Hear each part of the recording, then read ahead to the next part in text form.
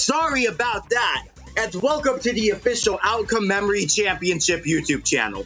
This is the first video on the channel, as well as the introduction to this competition as we start Season 2 of OMC.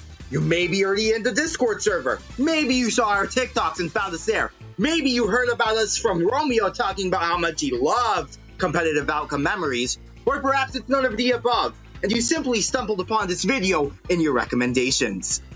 Either way, all of this is for us to thoroughly explain what happens in the tournament, how the bracket works, the point system along with the rules with the actual process of the matches themselves. Afterwards, we'll explain what the channel is for, what you could expect from us, and what we hope to do in the future. So without further ado, here we go! Here we go indeed. Thank you, Stitches, for the enthusiasm. This tournament is a 40-team double elimination bracket, which, if you need a quick explanation as to what that is. Every team gets two chances, one in the winners bracket and the other in the losers, with the grand final being between the winner of the winners and the losers bracket. Although many teams have been made already, there are still chances to apply to teams who are in the tournament, using the member application in our Discord server, or looking for teams in the team match thread of the server. The sooner you join, the better the chance you get to be a part of Season 2, so I think you should join as soon as you can.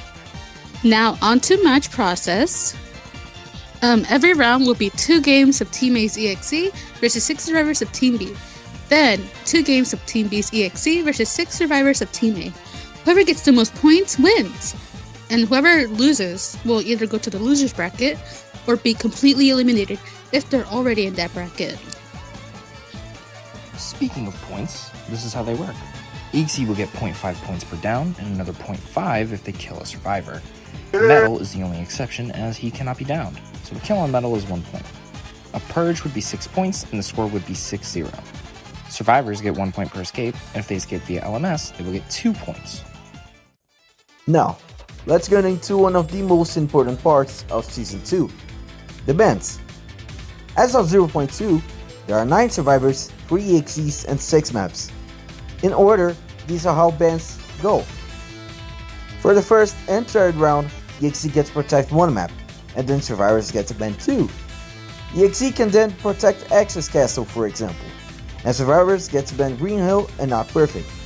These bans are permanent for round 2 and 4, which means now Green Hill, Access Castle, and Not Perfect are off the board, and EXE will get picked from the remaining 3. If the match goes to tiebreaker, the EXE will pick from the 2 remaining maps that are left. Now, getting into the EXE bans. Survivors can choose to ban one of the 3 EXEs for match 1, for example Tripwire. Afterwards, that EXE is now protected for match 2. If the EXE for match 1 was Colossus, they can still be on board, as the survivors can choose to ban Colossus now, or maybe even 2011X if they choose so, making the choices for the EXE be Colossus or Tripwire. This cycle continues for tiebreaker. When EXE ban, then 2 EXEs to choose from after. Now, getting onto survivor bans. EXE will get to ban 1 survivor, for example Cream. Survivors will then get to protect 1 character, like Silver. EXE can then ban 1 more character, such as Sonic. The match will then be played with these bans. Then afterwards, in this example, Cream will now be the protected character. However, Silver and Sonic are now both on the board to be banned along with all the other characters. If the match goes into a tiebreaker, Cream would be back on the board for bans, but Silver and Sonic are now both able to be protected before the EXE bans another character. Okay, so now moving on for the recap. For round 1, 1 map protection, then 2 map bans, now a map is chosen. Survivors ban 1 EXE, then EXE now bans 1 survivor. Survivor team now can protect another character, then the EXE bans another survivor. Then EXE is chosen for round 2. One of the 3 maps are chosen. The first survivor ban in round 1 is now protected. EXE then gets ban another 2 survivors. First EXE ban is now protected, then survivors get to ban a different EXE.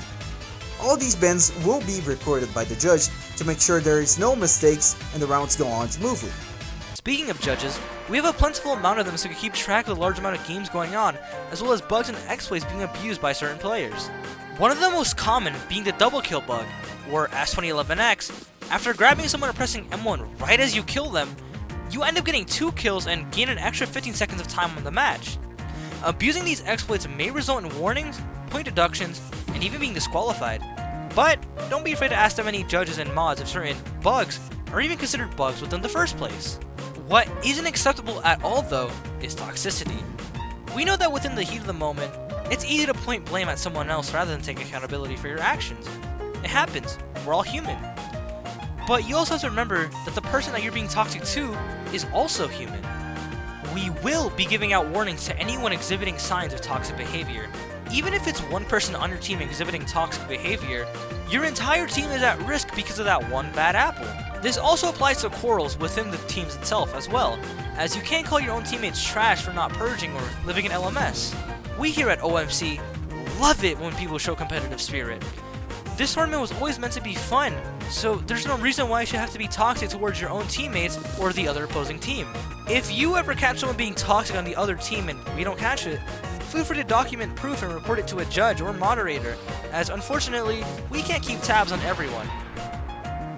Good news about our channel itself, this channel is going to include everything about outcome memories, from full videos of the matches we record, to mini highlights of certain matches, the best moments, characters and EXEs, and even any videos that you, the viewer, suggest us to do.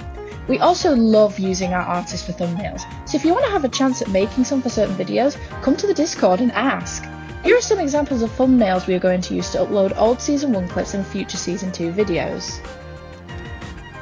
OMC is a passion project that we hope grows more and more. And with many devs in the server and a growing popularity in the community, we can only imagine the hype we can get.